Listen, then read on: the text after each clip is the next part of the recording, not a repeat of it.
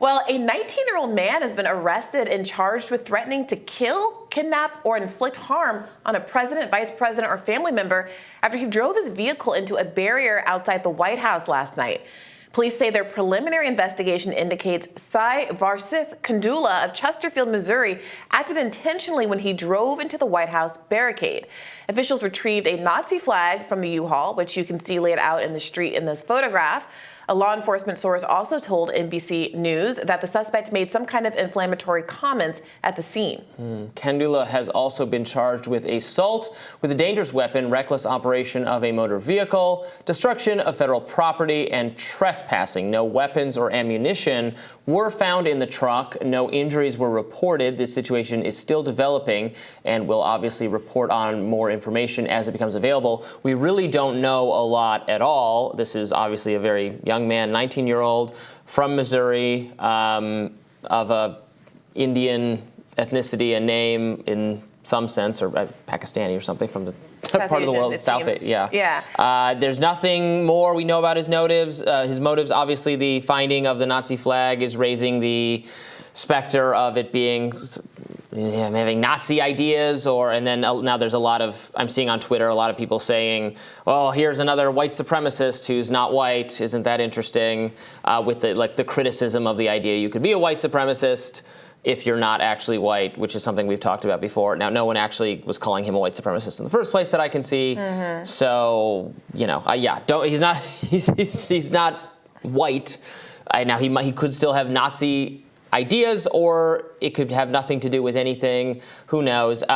We should probably note that, so he crashed into the barricade. So there's a barricade surrounding the White House. You can't get close. There's the White House, and then there's the park. Yeah. And he crashed into, my understanding, looking at the photos that the Washington Post put out to demonstrate what happened on the scene, crashed on the other side of the park. Right. So on the far side, not the White House side of the park. So a good distance from the White House. That was my point. It got nowhere near. Nowhere near. It was not going to get anywhere near. You can't. There's no way you can get a vehicle and drive it and get it anywhere near the White House these days. People can't even walk, I don't think, anymore in the park. There's a road between the park and the White House that you used to be able to walk across. School groups could take pictures. That was a great place to take pictures near the White House with the White House in the background. Yeah, You can't do that anymore. That's all roped off.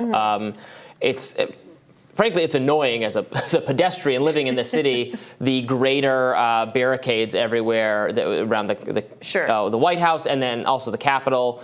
They'll come up. They've gone down since January 6th, but over the course of my time living here in D.C., it's gotten much more fenced off, the important buildings. The motive question is a good one, in part compounded by the fact that if it was intended to be some kind of attack on the president, which is what he's been charged with, it's a very ineffectual one. There were no weapons in the vehicle. The vehicle came nowhere near the physical structure of the White House.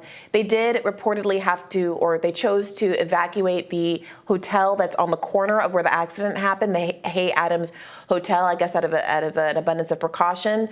But they used a robot something to go into the U-Haul to see if it had any explosives. There was no explosives.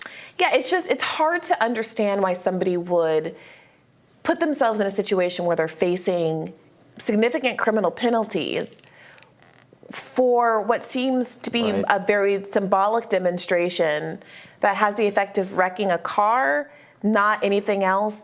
And then the inclusion of a flag without any other sort of ideological manifestos, or there was this reporting that he said something inflammatory at the scene, but it's not been reported exactly what he did say.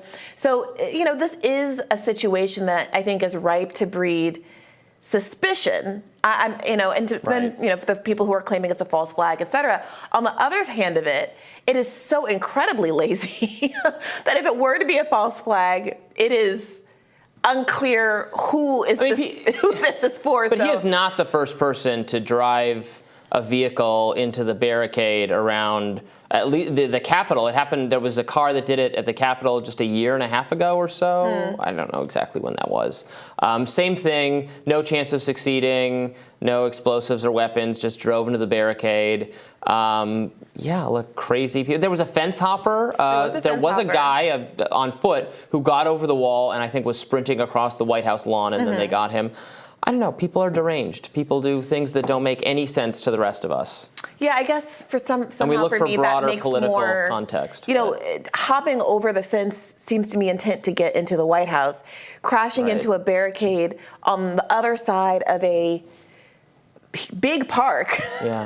That's, you know, still some distance from the fence that is then around the White House. Just seems like it's like me punching the air in the studio and saying it was an attack on the president almost. Whoa, Brianna, dangerous. I mean, he's a 19-year-old. He maybe just plays video games. He thought he'd use the dash action after he got out of the car. I don't know.